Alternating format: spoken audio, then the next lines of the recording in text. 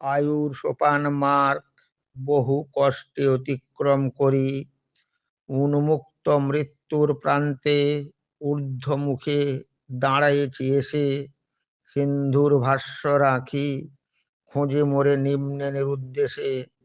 আমার আরতি দ্বীপ মহাশূন্যে সাজায় সর্বরি, সম্মুখে নিখিল নাস্তি, পৃষ্ঠদেশে মৌন নীরবতা, প্রশান্তি দক্ষিণে বামে, জনহীন অন্তর বাহির। তবু কার আবির্ভাবে কণ্টকিত আমার শরীর, অবচেতনার তলে গুমরে কি জাতেশ্বর কথা।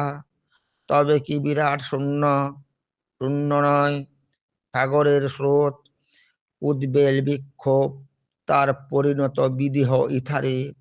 তবে কি দুর্মর্মর্ত ক্রন্দ শীতে ক্রন্দন বিথারে, শস্যের মিশরি সবে উক্ত সম্ভাবনার সংকেত।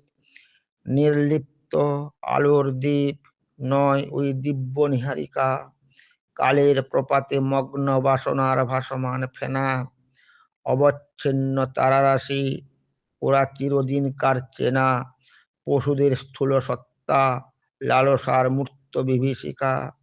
নাই নাই মৌন নাই, সর্বব্যাপী বাগ্ময় জগৎ, নির্বাণ বুদ্ধির স্বপ্ন, মৃত্যুঞ্জয় জ্বলন্ত হৃদয়। হয়তো মানুষ মরে, কিন্তু তার বৃত্তি বেঁচে রয়, জন্ম হতে জন্মান্তরে সংক্রমিত প্রত্ন মনোরথ।